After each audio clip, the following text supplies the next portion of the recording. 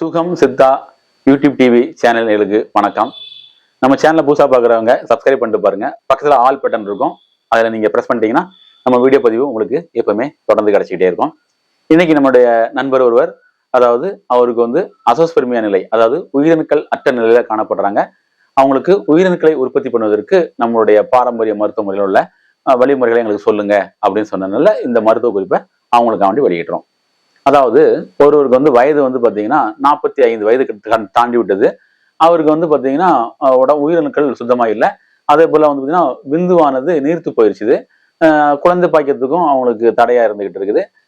அவங்களுக்கு பார்த்தீங்கன்னா கண்டிப்பா உயிரணுக்கள் பெருக்கமும் அவங்களுடைய தாது பலம் பெறுவதற்கும் நம்ம சொல்லக்கூடிய வழிமுறை அவங்க தொடர்ந்து ஃபாலோ பண்ணிட்டு இருந்தாங்கன்னா கண்டிப்பா பார்த்தீங்கன்னா உயிரணுக்கள் பெருகலாம், தாது பலமும் உண்டாகலாம். அதாவது பார்த்தீங்கன்னா நாட்டு மருந்து கடையில் கிடைக்கக்கூடிய ஓரல் தாமரை, கீழாநெல்லி ரெண்டையுமே பார்த்தீங்கன்னா பவுடரா வாங்கிக்கலாம்.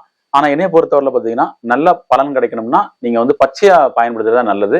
ஆனா இன்றைய காலகட்டத்தில் பச்சையா பயன்படுத்த முடியாத சூழ்நிலைகள் இருக்கு. என்ன காரணம் கேட்டீங்கன்னா எல்லாருமே கிராமத்துல வாழல, நகரங்கள்ல வாழ்ந்துட்டு இருக்கிறோம். அதே போல அலுவல் வேலையா நிறைய செஞ்சுக்கிட்டு இருக்கோம்.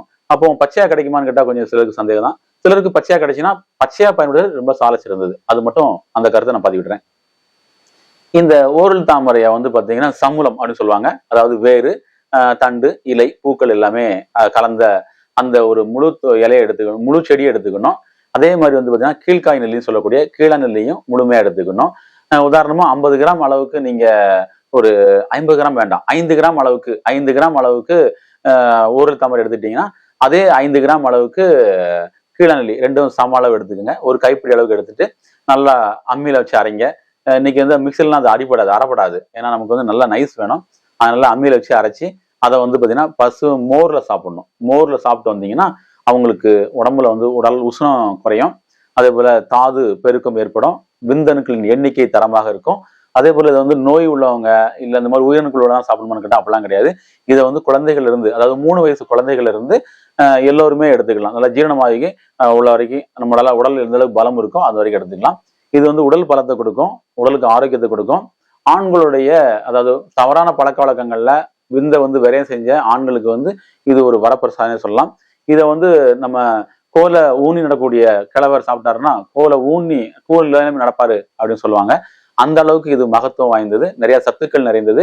அதே போல பார்த்தீங்கன்னா ஆண்களுக்கு மிகப்பெரிய ஒரு வரப்பிரசாதம் சொல்லலாம். இதை நீங்க பயன்படுத்தி வரும் பொழுது குழந்தை பாக்கியமும் உயிரணுக்கள் பெருக்கமும் உண்டாகும்.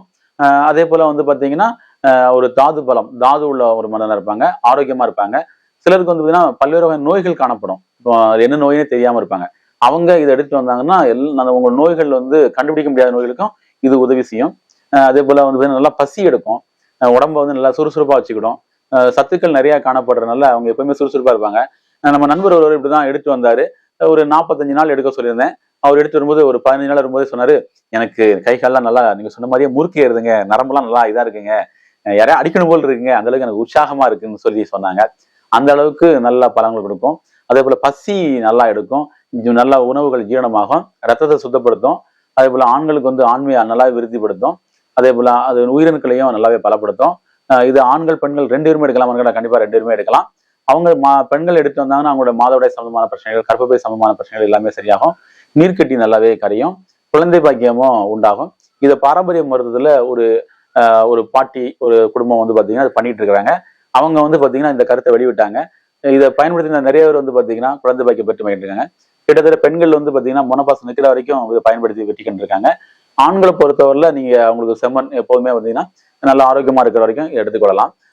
அதுக்கப்புறம் பாத்தீங்கன்னா இன்னும் நிறைய பேருக்கு பாத்தீங்கன்னா அந்த உயிரணுக்கள் நிறைய அதிகரிக்கிறதுக்கு முருங்கை விதை பவுடர், இதை முருங்கை விதை பவுடர் பாத்தீங்கன்னா நாட்டு மருந்து கடைகளிலே கிடைக்கும். இதை ஆண்கள் பெண்கள் 2 பேருமே எடுத்துக்கலாம். எடுக்கும் பொழுது இயற்கையாகவே அவங்களுக்கு பாத்தீங்கன்னா முருங்கை விதையில உள்ள அமிலத்தன்மை, காரத்தன்மை எல்லாமே பாத்தீங்கன்னா அவங்களுக்கு நன்மை செய்யும்.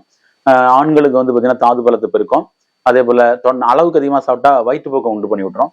அதனால 2 கிராம் அல்லது 3 கிராம் அளவுக்கு தேன் அல்லது நெய்ல கலந்து பயன்படுத்தலாம். இல்ல பால்ல போட்டு சாப்பிட்டீங்கன்னா பனங்கற்கண்டு கலந்து பருகலாம். இந்த வகையில் நம்ம எடுத்து வரும்பொழுது உயிரணுக்கள் குறைபாடு, தாது சம்பந்தமான பிரச்சனைகள் அனைத்துமே சரி செய்யறதுக்கு இது பெரிதும் உதவி செய்யும். நீங்க இந்த அடிப்படையில பயன்படுத்துங்க. நீங்க கண்டிப்பா பாத்தீங்கன்னா உயிரணுக்கள் நிறைய பெற்று மகிழ்வீர்கள். நன்றி.